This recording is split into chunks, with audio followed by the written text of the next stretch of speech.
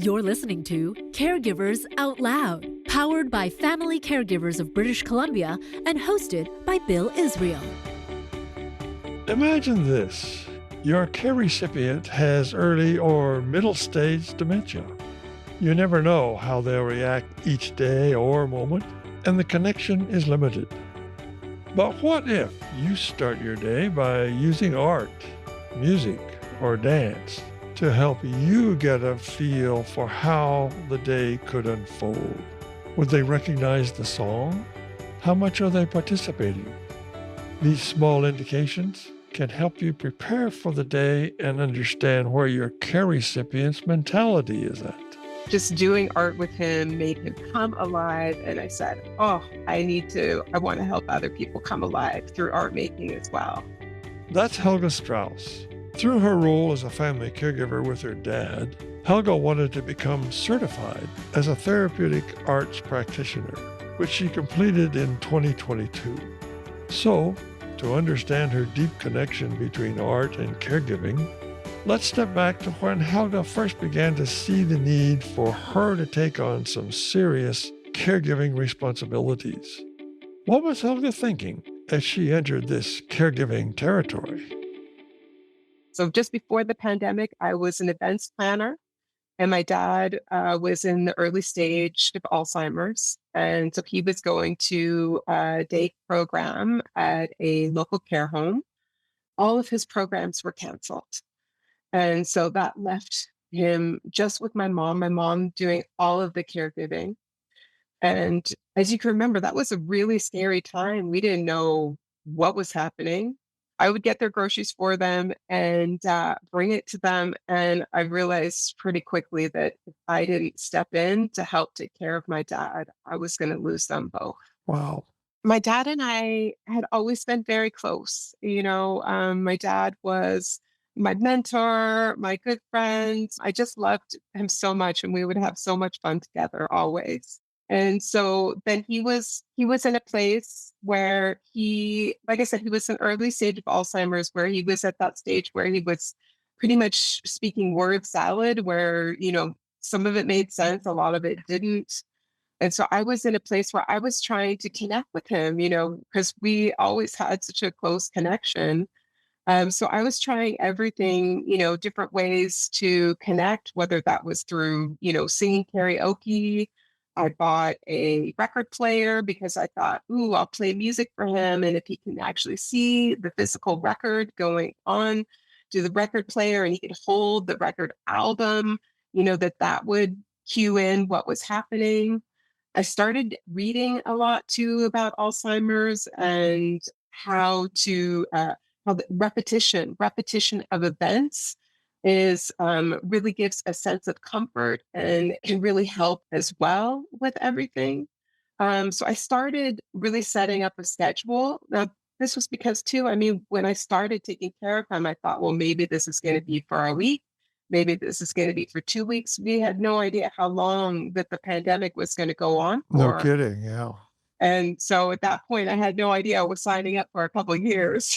Wow, yeah. So I started using music as a way to set the stage for each activity that we would do. And I started putting together a schedule so that we would have a lot of repetition. Whenever we would sit down for our breakfast, I had a song that we would sing, and I could tell the way he sang the song, if he could remember some of the words, if he couldn't remember any of them. That would kind of give me a clue as to how the day was going to go and where he was at. Yeah. So I tried that. And then eventually, I'm an artist. I've always been an artist my entire life. My dad was not. My dad was a very creative thinker, but he was not an artist. But so my natural way was like, hey, can we try to connect with art? So the first thing I did was I grabbed a giant piece of paper and some crayons that I had laying around and put on some music from his teenage years that I knew made him want to dance. Yeah. And so I put that music on, and then we just started scribbling. We just started scribbling on that giant piece of paper together, and then dancing to the music while we were scribbling. Sometimes he would like scribble on whatever I was drawing. So I would then scribble on what he was drawing. And there was so much laughter and fun came out of it. No kidding. So, the way in which you have sort of redefined how to think about art, that it's not something you learn how to do and to make quote unquote good art, you know, it is about expressing an experience. Absolutely. It's totally non judgmental. And it's not about trying to do something for sale or for show. It's just a way of expressing who I am and what I'm feeling. So say more about that because music often is a good opener. And then you got out the crayons. So what was going on here? Yeah, it is funny how you like just the process. I teach art classes and I do art therapeutic art sessions. And my whole thing is let's focus on the process. We're not going to make any masterpieces. Don't even try. We might end up making some by accident. Because I have to say, when you like really allow yourself to just dive into and enjoy the creative process, it's amazing some of the things that can come out of it just by accident. But it's really about being in the moment, following your curiosity as you're in that moment. You know, maybe you see a color that jumps out at you and you just want to scribble with that one color because it's lighting up inside of you.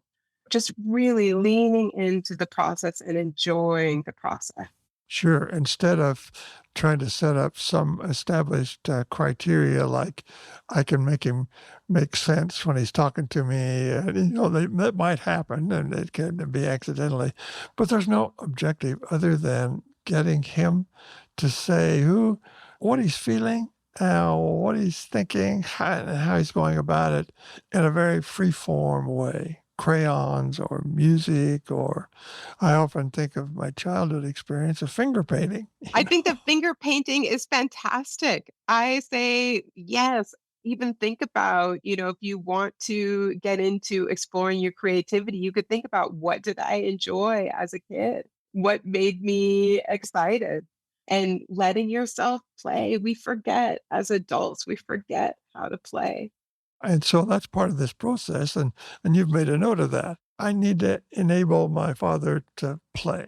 Yes. And by him playing, like I said, we started off, we were, just scribbling to music on a big sheet of paper together. And I have to say that after that first day of trying that for a time, then I put that into our schedule. So every day we had art together. And eventually I was able to I introduced watercolors and he really got into the watercolors, which was a joy to see. So at some point, eventually I was able to like set up the watercolors, get it all prepared for him. And then I played the music and then he would just paint just very much in his own headspace, in his own body and move to the music while he was painting. I could see it was very therapeutic for him. Absolutely. And you made the point, I think it's a beautiful one, that this is a somatic experience. You're not trying to correct his thinking. You're not getting trying to think better. And you had used the phrase about all these emotions that are floating around in his body, his heart, that he would like to have some expression for, but often, especially with dementia or Alzheimer's, people start repeating questions. They've got worries. There's certain things that are going on, but you skirted around that here. You sort of went to a new channel. You tuned into your dad's channel of creativity, as it were, with music, with crayons, with whatever. So the result of play then is what? What's happening here? There's so much that comes out of play. There's the pride that happens, it's like now, I would hold up the whatever painting that he did. I would hold it up and we would look at it together. And of course, I would give him praise because I still think his paintings were absolutely beautiful. Let's face it, whenever we really express ourselves, it can be just so incredibly beautiful to the eye. So you had to make the connection that there's something going on with my dad that I can't access by answering his intellectual curiosity. There's something else that he needs to express. And that's how you got to this art business? Yeah, seeing him being able to express himself. He expressed himself. I could see the joy, at times when he was painting, he would giggle. And at other times, I could see when he was struggling as well. There was at one point where he was painting in very dark colors, blacks and browns, which was very unlike him. And so that's when I said to my mom, I said, I think Dad's in pain. There's something not right showing up when he's doing his art. So she got him into the doctor, and it turns out that he had a urinary tract infection. Oh my goodness. Oh my goodness. So in this process, you're having to listen to him differently and see him in his, I don't know, childlike configuration, which we all have all of our life, but we don't really don't know how to have access to it. And one of the things you were suggesting is some structure here, the timing, that you do it the same time, maybe the same way. Can you say some more about that? Yes, I think the structure is hugely powerful, not only for the person who's being taken care of, but also the caregiver so that they have a clear structure as well. I found for myself having that kind of structure just allowed me to lean into each activity more, knowing that what was going to come next, even if he was, struggling here and there. Also, the power of music, using the power of music for each activity, giving that as a cue to him, I felt really helped as well.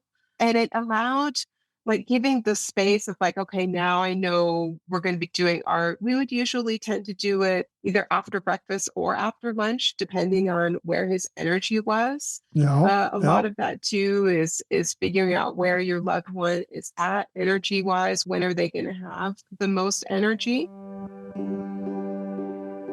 Although art isn't an exact predictor, Helga's simple structure moves you from reacting to proactively shaping your day.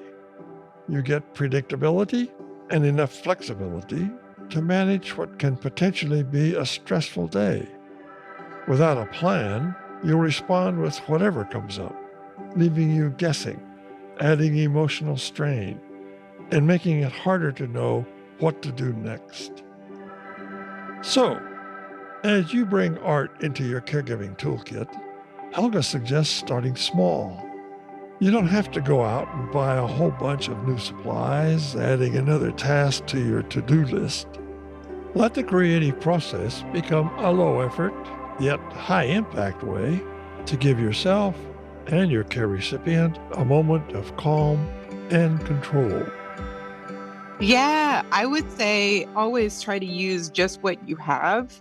And then down the road, if they really get into it, then you can explore, buying different things. But just to start, getting a piece of paper, if you don't have a big piece of paper, you could grab a paper bag and cut that in half and lay that out. And then now you have a big piece of paper.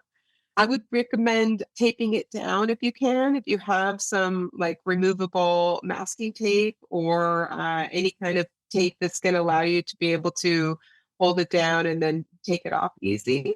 I say that because, especially when you put the music on and you may want to start dancing, it's helpful if the paper's taped down, but it's not necessary.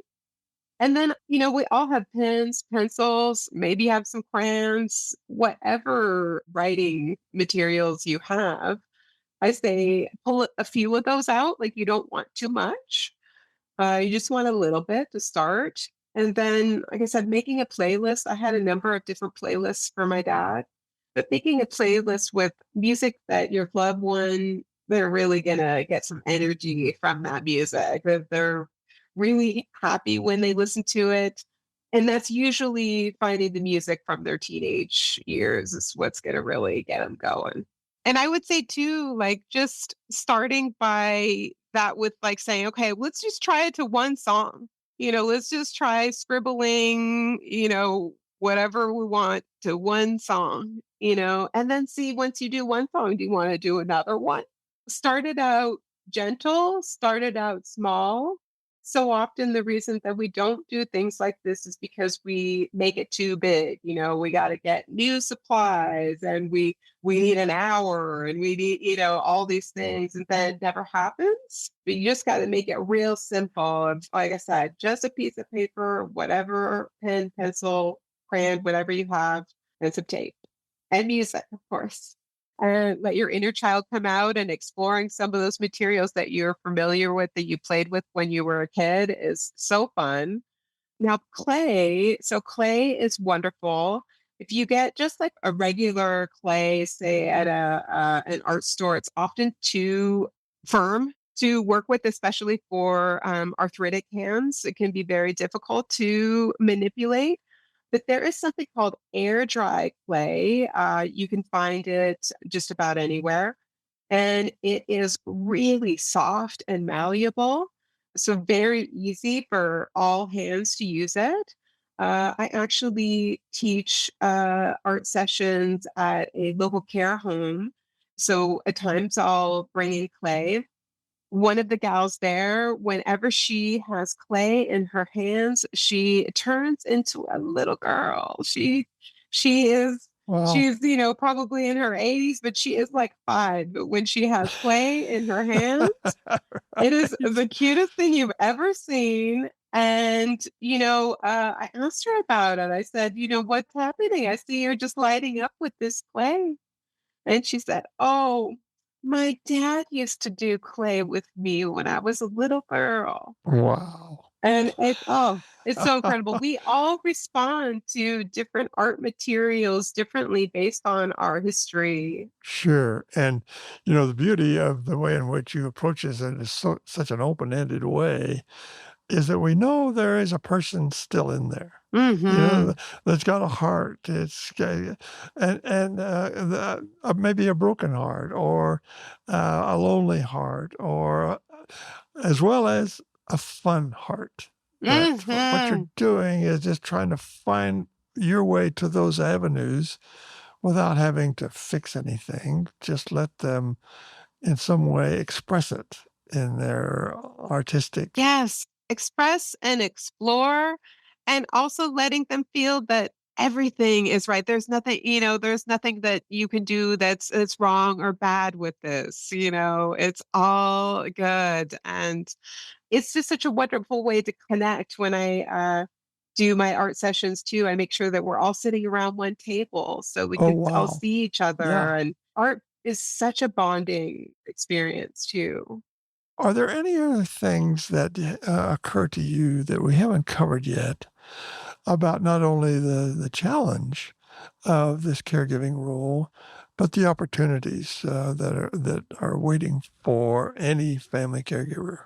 Yes, it's definitely a challenge. It's a continual challenge when you are a caregiver. So my heart goes out to all of your listeners that are taking care of their loved ones. It's not easy. You feel alone. It's full of emotion, a lot of emotions. One way to express them and let some of that out is by allowing yourself to explore your creativity. And that could be, I'm going back to a piece of paper or a paper bag if you don't have a piece of paper. Actually, if you just do some scribbling to music with both of your hands, that is huge in helping to regulate your nervous system. It's just very simple of just letting yourself take those pens or crayons or whatever you have around the paper and scribbling at both, like I said, using both hands. It's huge, the difference that it can make. And also giving yourself a way to find some joy. I find for myself, I do art every day, and that's by me taking a walk. On my walk, I always look for something to bring into my art, whether that's drawing a beautiful flower I see, or pressing a leaf that I see, or stitching on a leaf that I see. So that helps me, keeps my eyes open to the beauty in nature. every day. So I think finding very simple ways, I know that everyone is like, especially when you're caregiving, to give yourself even to have the time to take a walk is huge. But if you are somehow able to do that and then bringing in some kind of creative element, it might be that like I'm focused on the visual arts, but there's a huge variety of expressive art outlets. The key is to give yourself some way to process some of that pain and emotion that you're going through. Helga's story is a great example of how a little curiosity combined with experimentation can lead to more connection. Art can create a care space that has a positive impact on your recipient and yourself as a family caregiver. To find out more about using creativity in your caregiving role, listen to episode 14, Creativity as a Form of Self-Care, wherever you are listening to this episode now. And we'll have the link in the show notes as well. And if you or someone you know is taking on this caregiving role and is looking for help, call the Family Caregivers of BC Caregiver Support Line. Here, you'll access free guidance and resources like expert-led events and community support groups. Call toll-free at 1-877-520-3267. As we wrap up our time with Helga, I wanted her to explore more of this connection piece.